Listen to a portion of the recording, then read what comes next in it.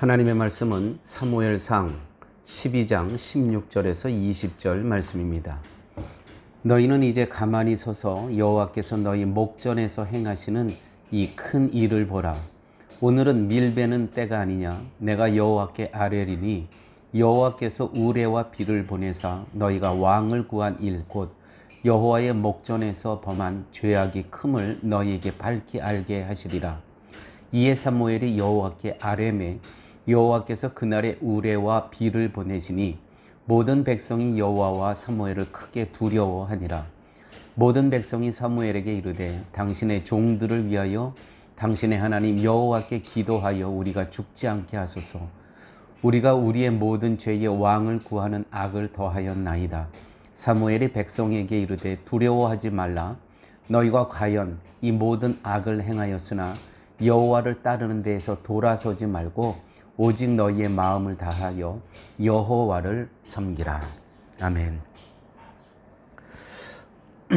보이지 않는 하나님을 우리는 원하지 않고 보이는 왕을 우리는 원한다라고 그렇게 자신들의 고집을 굽히지 않는 그 이스라엘 백성에게 하나님께서는 사무엘을 통해서 그들이 눈에 보기에 좋은 그 사울이라는 한 청년을 기름 부어 왕으로 세우십니다. 그거는 정말 하나님의 마음을 아프시게 했던 그러한 일이었습니다.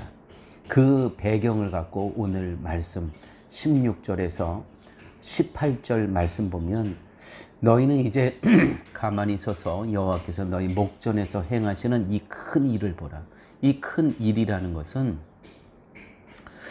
이스라엘 땅에는 4월 중순에서 6월 중순 이때가 밀베는 때입니다. 추수하는 때입니다. 그리고 이때는 건조기여서 비 내리는 일은 물론이거니와 우레가 치는 일도 없습니다.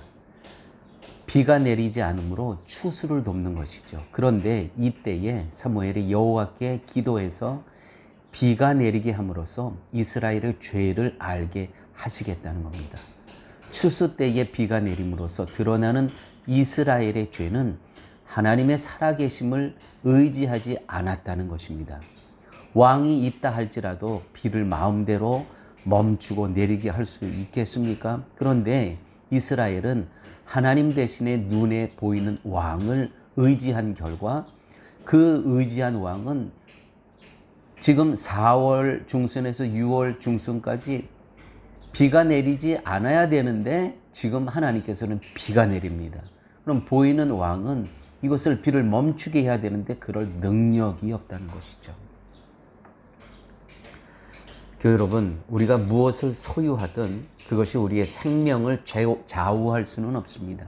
아무리 많은 재물을 가지고 있다 하더라도 오늘 죽어야 할 우리의 목숨을 막을 수는 없는 것입니다. 모든 것은 하나님께 달린 것, 이것을 깨달아야 한다는 것이죠. 우리에게 아무리 소유가 많아도 그 소유가 무용지물이 될 때가 참 많습니다. 또한 우리 소유가 아무리 많아도 하나님께서 원하시지 않으면 그 소유가 무용지물이 되게 하실 수 있는 분이 바로 하나님이시라는 것입니다.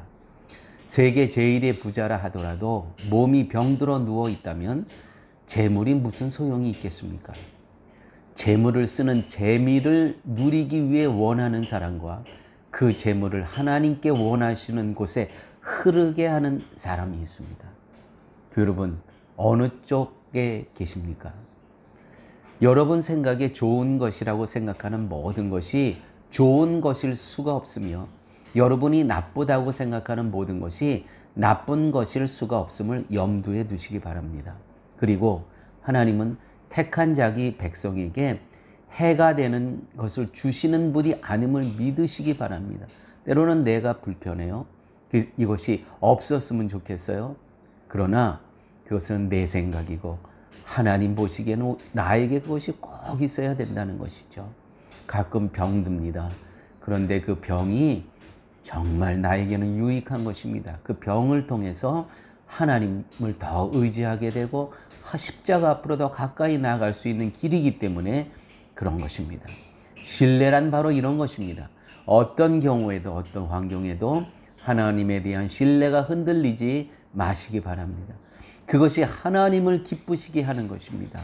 히브리에서 보면 믿음이 없이는 하나님을 기쁘시게 못하나니, 하나님께서 가장 기뻐하시는 것은 성도의 믿음이라는 것이죠. 하나님은 애굽의 재앙을 내리시면서 이스라엘을 구출하셨습니다.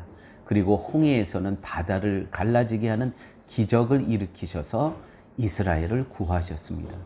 요단강 앞에서는 요단강의 물을 마르게 하심으로 건너게 하셨습니다.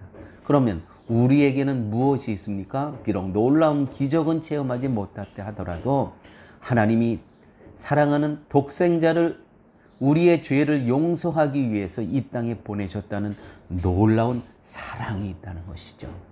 우리가 신뢰할 것은 바로 이 사랑이며 자비며 은혜라는 것입니다. 이 십자가 사건, 이거보다 더 놀라운 우리를 향한 하나님의 사랑은 없다는 것이죠.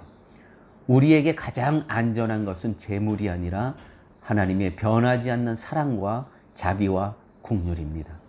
돈보다도 하나님의 사랑을 귀하게 볼 수 있어야 하고, 출세와 성공보다도 예수님의 은혜가 더욱 소중한 것이 되어야 합니다. 사랑과 자비보다, 은혜보다 세상이 더 커 보인다면 우리는 분명 잘못된 자리에 있다는 것을 생각하셔야 될 것입니다. 오늘 말씀 가운데 하나님께서는 내가 너희의 왕이었는데 너희들은 나를 신뢰하지 못하고 보이는 그러한 인간, 사람을 세운 것에 대해서 너희들이 어떤 잘못을 저지르는가를 오늘 보여주고 계십니다. 사람의 왕은 비가 그치고 멈추고 할 수가 없습니다. 그러나 보이지 않는 하나님께서는 이 건조기에 비가 안 와야 되고 우레와 번개와 비가 없어야 될 이 시기에 이들을 교육하기 위해서, 가르치기 위해서 우레와 비를 내리고 계신다는 것이죠. 왜요? 사랑하시기 때문입니다. 사랑하시기 때문에. 아버지 하나님 감사합니다. 말씀 속에서 오늘 하나님께서 우리를 얼마나 사랑하시는가를 말씀 속에서 깨닫게 하여 주심을 아버지 하나님 감사합니다.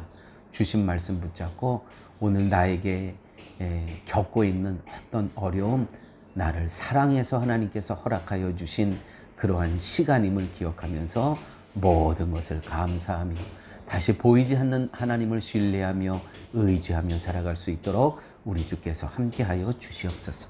모든 말씀 예수님 이름으로 기도드렸습니다. 아멘.